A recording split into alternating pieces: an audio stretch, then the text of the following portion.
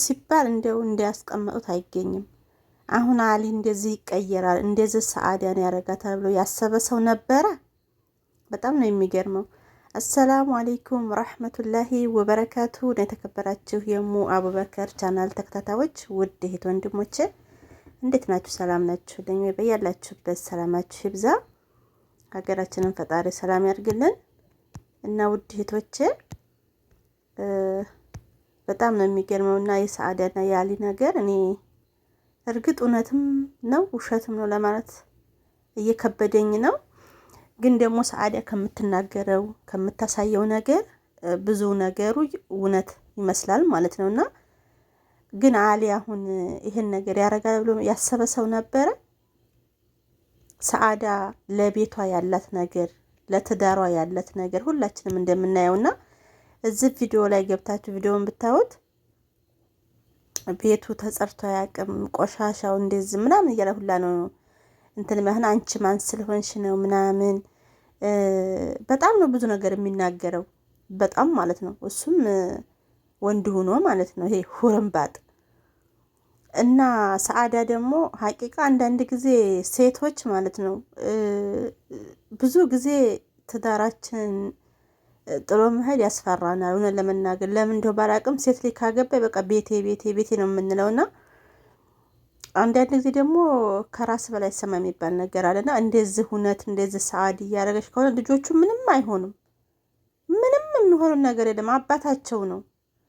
በዛ ላይ ደግሞ ልጆችን ጥዬ አልሄድም ካልሽ ራስሽን አስከብረሽ ልጆችሽን እኮ ማሳደግ ትችያለሽ። እንደዚህ እየተደበደብሽ እንደዚህ እየተመተሽ ለማን ብለሽ ነው? እሱ ማን ስለሆነ አገባ ለወሰህን ያግባ እዛው ይሄር ተጠቅሎ አንቺ ካልፈለግሽ ደግሞ ራስሽን ነፃ ማውጣት አለብሽ።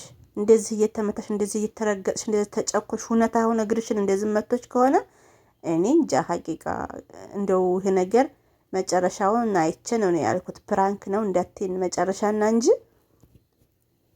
እውነት አሊ ሁለተኛ ሚስት አግብቶ አንቺን እንደዚህ እያረገሽ ገና ለልጆች ብለሽ እንደዚህ እየተደበደብሽ ተቀምጥሽ ከሆነ እንደ ድሮ በአያቶቻችን ጊዜ ነው የቀረው ተመቶ መኖር እኮ። የሰው ልጅ ፍቅርና ክብር እንጂ ትዳርን የሚያዋደው በዱላ ወይንም ደግሞ በመደብደብ የሆነ ነገር በማረግ ሳይሆን የሰው ልጅ ለቤቱ ለትዳሩ አንድ ሰው በፍቅር እንጂ ህይወት የሚመራው በዱላ አይደለም። እሱ የዱሮቹን አባቶቻችን እንኳን አይማቱም እንኳን በእኛ ጊዜ ማለት ነው። ድሮ በአያቶቻችን ጊዜ ነው ሴት ልጅ መደብደብ የቀረው ማለት ነው። የድሮ ባህል ይዞ እሱ እንዲህ እየወቃሽ አይ ለልጆች ብዬ ልጆች እንደዚህ ይሆናል። ምን ይሁን ምንም አይሆኑም፣ ምንም አይሆንም። እንደውም እንደዚህ ኩሽሽበሽ ለሱ የበታችሁ ነሽ እንደዚህ ኩነሽ እየተመታሽ ተምኖሪ ራስሽን አክብረሽ ተከብረሽ ልጆችሽን ብታሳድጊ ማንኛውም እናት ስንት እናቶች አሉ ልጆቻቸውን የሚያሳድጉ ወንድ እሱ ኖራ አልኖረ ምን ይጠቅምሻል? እንደዚህ እየተመተሽ ተምትኖሪ ማለት ነው። እና ቪዲዮ ላይ ደግሞ አንቺ ከማን በልጠሽ ነው የሁለት ማግባት የኔ ብቻው ነው እንዲያለ እንዴ? ከማንም ትብለጥ አንተ ከማን በልጠህ ነው ሁለተኛ የምታገባው? ይችን የመሰለ ሚስት አግኝተህ ወይ መልክ የለህ ወይ አመል የለህ ወይ ቁመን የለህ ብላለች አንድ ልጅ ቲክቶክ ላይ። እውነቷን ነው። ከሁሉም ጥግ እኮ ነህ አንተ። ደግሞ ድሮ ዘረኛ አይደለም እያሉ ነበር፣ ግን ዘረኛ ነው። ልም ያለው ዘረኛ ነው ይሄ አሊ ማለት ነው። ምክንያቱም ዘረኛ ባይሆንማ ሀታ ልጆችን የራሴን ቋንቋ አስተምር እያለ በዛ ምክንያት ሌላ ሚስት ማግባት አይደርስም ነበረ። የሰው ልጅ ቋንቋ መግባቢያ ነው። ማንኛውንም ቋንቋ ያወቁትን ያወቁ ባወቁት ነገር መግባባት ይችላል። ባወቁት ቋንቋ ኢትዮጵያ ላይ የትም ቦታ የምናወራው በአማርኛ ነው። አማርኛ ከቻሉ በቃ ይበቃቸዋል። ማላዝም የሱን ቋንቋ ማስተማር ያለባት ሰዓዳ ማለት ነው። ግን በፊት ላይ እኛ ቤት ዘረኝነት የለም እኛ ቤት እንደዚህ ነው ሲል ነበር እሱ ለራሱ፣ እሷም እንደዛ ስትል ነበር። እና አንዳንድ ጊዜ በነገራችን ላይ ወንዶች ወልዲያቸው ምናምን ቤት ቁጭ ስትሉ በቃ ምንም መሄጃ እንደሌላቸው ነው መሰል የሚያስቡት። አንዳንዴ ባዶ ቁንጭላት ወንዶች ማለት ነው። እርግጥ ሁሉም ወንዶች አይደሉ፣ መልካም ወንዶች አሉ፣ ለትዳራቸው ለቤታቸው ለልጆቻቸው ታማኝ ማለት ነው። አንድ ሰው ደግሞ መስማማት ካልቻለ በፍቅር መለያየት አለ፣ ማመደብደብ። እንግዲህ ሰአዳ እንደምታሳየው እዚህ እግሯ ላይ እግሯን ማለት ነው እንደዚህ እስከምትሆን ድረስ ልጅ ኢንሻአላህ በዚህ እርሜዋ ልጅ ብዬ እያለ ተጨቁና የምትኖረው። ስለዚህ ልጆቹን ደግሞ አፍንጫው ላይ ጥረሽለት እንጂ አፍንጫው ላይ ለምን አዝሎ አይዞርም ሲፈልግ? እሱ እንደዚህ እያረገሽ እዛ ሄደሽ አለ ለቤተሰቦች ሸክም ነው የምትሆነው። መሆና ሸክም ትሆናለች። አንተን ተሸክማት የምትኖር ቤተሰቦቿ ጋር ሄዳ እሷ ሸክም ብትሆን ይሻላል። ምንም ብታረጉ ብታጡም ብታገኙም ብትጠቁሩም ብከሱም በቃ ምንም የማይጥለው እናትና አባት። ከዛ ውጭ ያለው ነገር ባልም ብትሉ እህትም ወንድምም ብትሉ ወላሂ ተለዋዋጭ ነው። ምንም ብቸግራችሁ ብትከሱም ብትጠቁሩም በቃ ብትበሳቆሉም እማትጥል እናት እና አባት። ከሁለቱ ውጭ ያለ ሰው ባልም ብትሉት ነገ ይለወጣል። ከእናንተ ሻል ያለ ተያይ ማለት ነው። ወንድምም እህትም ብትሏቸው እንደዛው ናቸው፣ ይለዋወጣሉ። ሀቂቃው ማለት ነው። እናትና አባት ግን ምንም ብትሆኑ የማይጥሏችሁ ምንም ብኮኑ በቃ ከእናንተ ጋር የማይረቁ ቤተሰብ እናትና አባት በቃ መቼም ቢሆን ማለት ነው እንጂ ትዳር ቢሆንም አሁን የሰአዳና ያሊ ትዳር እኔ እንጃ ሰውን የሚያስቀና ፍቅራቸው፣ ቤታቸው፣ ሁሉ ነገራቸው በጣም ነበር ደስ የሚለው። አሁን ላይ ግን ግልብጥብጡን አወጣው። እሱም ደግሞ የሁረንባጥ የሆነ ወንድ ማለት ነው። እሱም ወንድ ሆኖ እንደዚህ እስከሚመታት ድረስ እንደዚህ እስከምትሆን ድረስ ማለት ነው። ሰአዳን ስናቃት እንደዚህ ነበረች አልነበረችም? ለቤቷ ቤቷን ጽዳቷ ሁሉ ነገሯ ይሄ ቤት እንደዚህ ነበር ድሮ አለኮ።